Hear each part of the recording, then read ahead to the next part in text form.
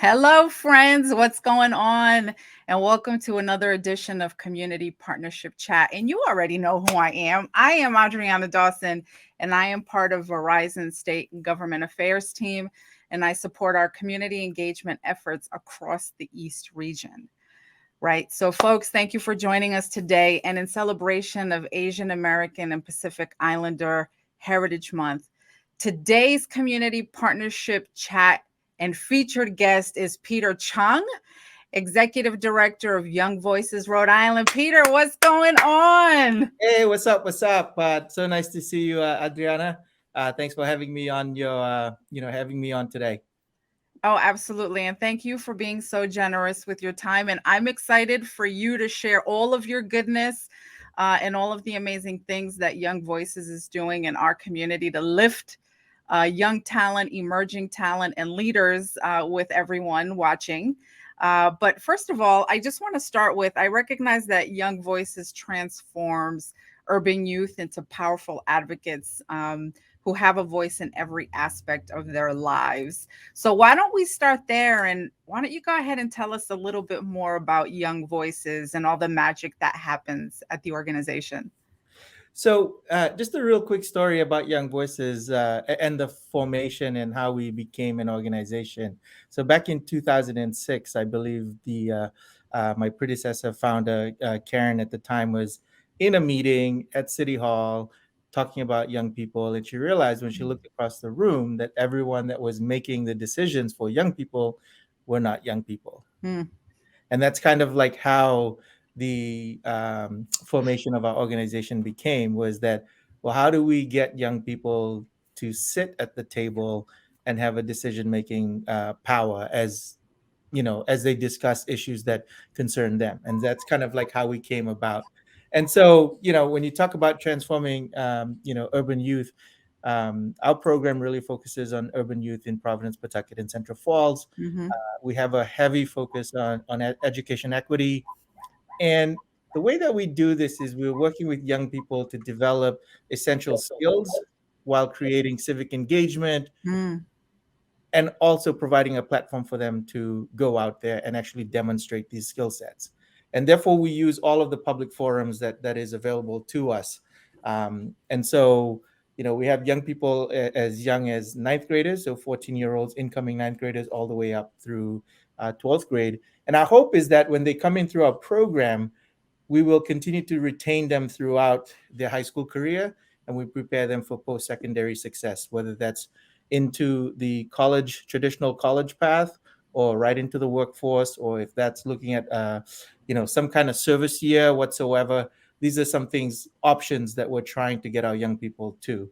And so the focus of our Leadership Transformational Academy program is really to develop these essential skills for young people so that they can see the power of their voice, right. make that connection to a campaign that they're passionate about, and then go out into a real world setting and demonstrate those things. And so, we're very fortunate in Rhode Island. City Hall is downtown, the state capitol is downtown. So everything for us, particularly in Providence, is in walking distance, in proximity. And so our young people are engaging, civically in all of these public hearings, whether it's policy meetings, whatsoever. And, the thing that we found is that when we're working with young people, and we're talking about developing skill sets, if they don't have a platform to demonstrate that, then Right. it seems that they cannot translate what they're learning inside program Right. to the real world, right? So that's kind of for us, like, and so that's a scary moment too, because, like, you put young people in front of legislators, and they're testifying on bills that are live at the state house. And sometimes practice makes perfect, right? And so sometimes if you don't practice enough, you go in, you get the butterflies. It's really, Right. really tough. Or if you practice enough, you're able to go in and able to demonstrate. And even within that, there's still learning that could happen for our young people. And the magic that we've seen is every time a young person goes into these scenarios or into these settings, they come back more confident. There's a little bit of a hmm boost in their self-esteem. They've got people behind them supporting them. they've prepared to take on these spaces, and they're able to deliver. And so it comes back, and so that building of skill sets for them now puts a mark in their high school journey. Said, I've done this, now I'm going to move on to the next thing. And I then love that. It's right. like the stackable skills, and they're not just talking about it, they're being about it, right? So it's being contextualized, and the magic is actually happening where um, they're taking what they've learned and they're applying it. And in the space of applying it, they're also impacting other youth, right? So they are change makers and change agents. And that's one of the things I appreciate about the conversations that I've had with you since I had the pleasure of connecting with you and learning more about the organization, is that you center youth in everything that you do. And you even shared your board model.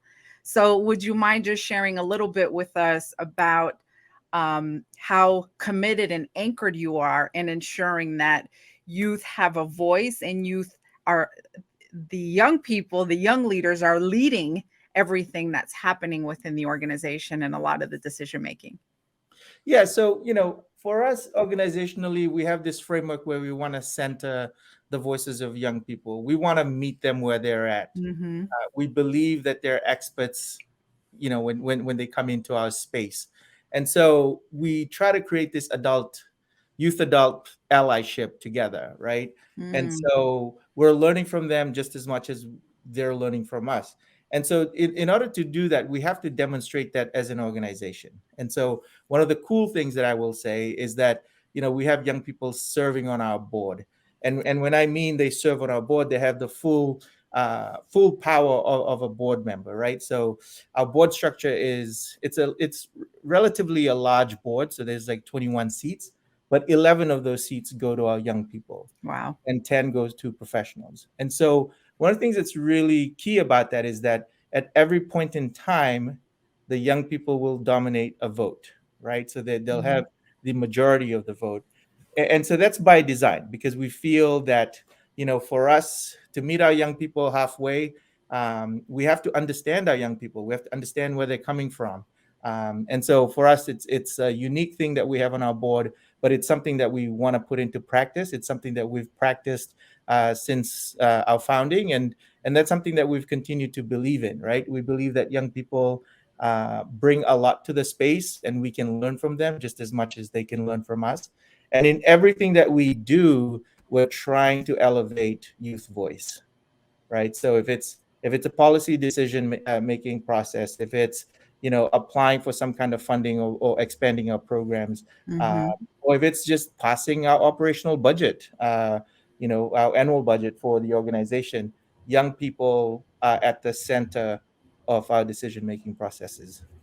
That's great. And talk about transformation, because you're putting young people you're introducing them to these spaces, right? And so they're not just hearing about it or reading about it or watching it on TV, but you're introducing these young people into these spaces at a very formative time in their lives, where they're hopefully aspiring and thinking about themselves into the future, right? And so the opportunities and the access that you're giving them allows them to help make decisions, but see themselves as leaders in these spaces moving forward. So I certainly applaud that, and that's a concept that other folks should take definitely take note of. But I'm also curious, and I'm sure our folks out there are curious. Tell us a little bit more about Peter. So, Peter, what was your pathway in your connection into Young Voices? So the quick version is, so I grew up in Fiji, born and raised in the Fiji Islands in the South Pacific. And when I was in high school, I got the opportunity to participate in a variety of things, which kind of led me to kind of starting a youth organization on my own, which was a lot of help with mentors, right? And I Mm, still attribute my success to my mentor back from high school, and into college. And even though we're apart whatsoever, I've valued the growth within that.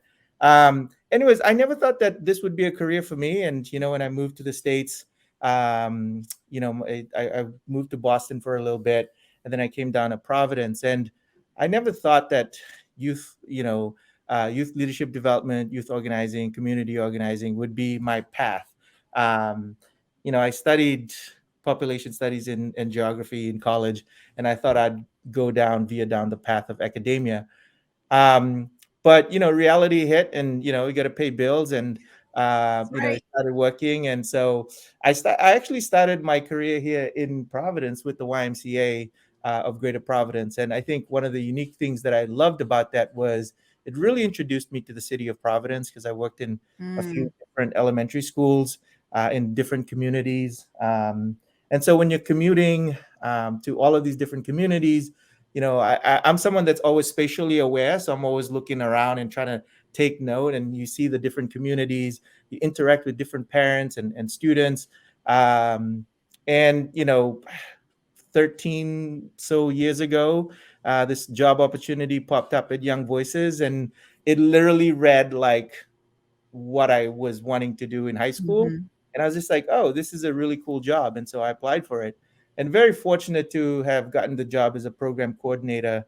And, this is for me, the epitome of all of this is coming in as an entry level position, something that I was so passionate about, and being able to spend the last 13 years of my career at Young Voices and kind of grow my own career in this path. And Mhm.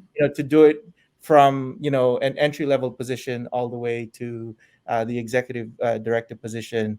I'm very thankful for all the support and the belief and the mentorship that has gone into it, and the investment, because that wouldn't have been able to do that. But I've been very fortunate to be able to get that, and that's kind of my journey into Young Voices. And it's every day, there's something new.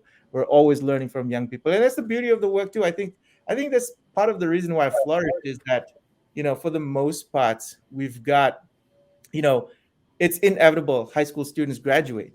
So you get one cohort of students, you're working with them, and all of a sudden it's like, Right. oh, they're graduating, and then the next block comes in. So it's like, the next cohort comes in, and so it's a very changing environment, and I think that kind of keeps it fresh for me. And that's why I think that I've lasted so long at the organization. But also attributing the professional growth and career growth is attributing to that longevity as well. Well, that's great. And the community and the youth are better for it. And you're a success story in and of itself. But I'm curious if you can share some of the cohort success stories. What have some of the young leaders gone on to do? Or I'd love for you to share, sprinkle some of that magic and goodness with us in terms of some of the youth impact the organization has been able to generate. Yeah, so I think one of the things that I would attribute to the young people of Young Voices, and something that I've learned from them, is during their time, everyone leaves behind a legacy. Hmm. And so every graduating class leaves behind a legacy. And what's been wonderful for me is, as part of this, which is unique in its sense, is you know at the time when I joined the organization, it was only like 4 or 5 years old, and we both grew together, right? Yes, right, And right. so, from a organizational win standpoint, our young people fought for a variety of different things, including removing standardized tests as a graduation requirement, out of school suspension, transportation for education, all of those things. But I think at Hmm. the end of the day, when we talk about policy and we talk about change, it's the individuals that make up those things. And I think, I'm really proud to say that I've seen the success of young people that have gone on from our organizations in multiple ways. Certainly I've seen the straight shooters that we have, and those are the folks that go directly into college. They're on a full scholarship, finish Mm, their graduate with their bachelor's in 4 years, and then they're in the workforce. I've seen students go to CCRI, finish off the associates, transfer into the workforce, or just mhm. straight into the workforce, and kind of work their way up.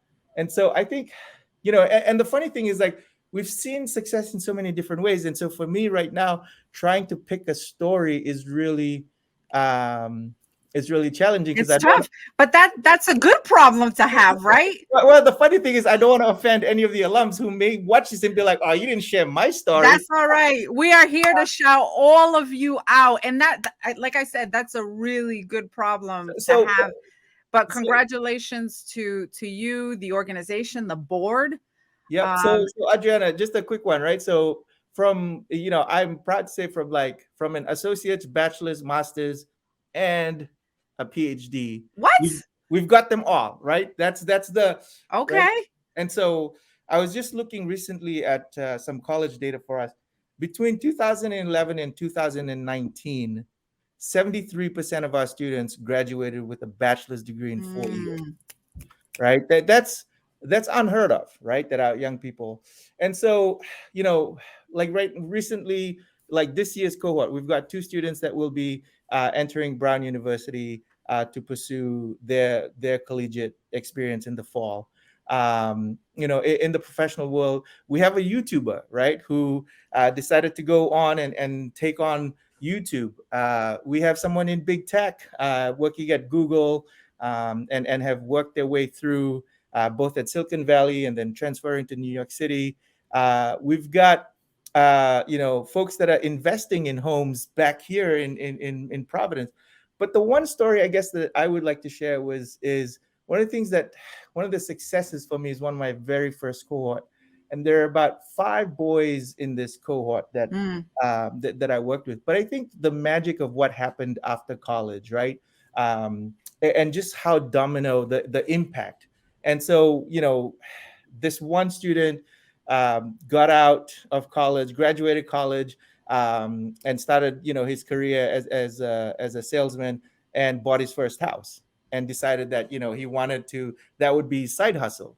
He mm-hmm, would, rent out, one unit, live in another, and build a portfolio.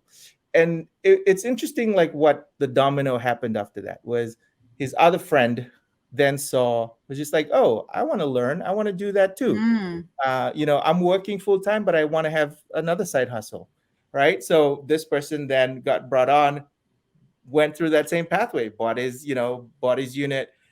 Then the third person was like, I want to be a homeowner too, I want to be on. right? And so for all of them became homeowners just based on each other's influences. Two I of love them that. became investors, three of them became using it as a side hustle, and one was like, I don't want to do that, I just want to have a home, I just want to be a Right. homeowner, right? And so, like, that's the beauty of this, is that their own network beyond I love their that. time in the organization, right? And so when we talk about, back in Young Voices, when we talk about building your network, and we talk about, LinkedIn and all of these social networks, we're also throwing in there that your alumni network Mm-hmm. is also of value, right? That's right. But even to the fact that when a student says, oh, I want to tour a college, well, Boston College, Smith College, whatever it is, there's a likelihood that we have a student that's there that could potentially give you a tour, Mm-hmm. and you don't have to go through the formalities. So, I think there's an abundance of success, in the organization, and to see them, even today, see them invested back in our community, or they're branching out and pursuing their dreams. There's a lot to pick from, but those 4 boys, to me, is one of my favorite stories. I love that. And thank you for sharing that with us. And it just underscores, because we've often stated and shared on this platform when I've had my community partnership chats, is that social capital is such an important currency. The power of people, the power of relationships, and not the superficial relationships, but like real relationships where you're celebrating each other's wins, you're putting each other on, you're like helping others come along with you. So thank you for sharing that story. And unfortunately, we're kind of bumping up against time here, but before we wrap up, I'd love for you to share with us how Verizon and your other network partners can continue to support your efforts. I mean, there's always so many variety of ways to support, right? Obviously, the big one for most nonprofits has always been like, okay, financially, how can you support a grant or a Mm-hmm. program or general operations whatsoever? But you've got mentorship, you've got coaching, you've got coming in and working with college access programming, um, or giving young people an opportunity to experience a day, a shadow day, a day in a Right. life of your job, right? One of the things that I always tell people that are like, hey, we can come and guest speak at your place is like, I want to put young people in your office. I want them to visualize, right? Or Mm-hmm. manifest like, this is what this kind Right. of job looks like, so that they're breaking out of their bubble, or coming out of their shell. And so, there's a variety of ways that I can continue to say. I mean, for us, we have a huge college access program. We always need folks to help with college essays, or just coach young people, make connections at universities. If so, we've got board service. We've got committees that folks can work in. Um, and last but not least, we have a workforce program in the summer. We run a lot of mock interviews. We try to pair up mentors. These are just some of the ways that folks can continue Absolutely. to support. And they're low lift. There are not commitments, right? So some of these are just like low hanging, one time support things, and sometimes it eventuates to a variety of different Mm-hmm. things. But I want to be mindful of people that want to give their time and want to give back as well. Absolutely. So you hear that, folks? You hear that? So Peter just shared all the different ways that we all can get involved. And again, on behalf of Verizon, we so look forward to deepening our partnership and getting involved and supporting these young leaders. But again, thanks to you, to the organization, to your board, and to your committed volunteers and community that continue to support and continue to center and anchor these young folks. So, unfortunately, our time has come to a close, but thank you for joining us for another edition of Community Partnership Chat with Adriana Dawson and today's guest, Peter Chung, Executive Director of Young Voices. Thank you, everyone. Peter, thank you so much. Thank you so much.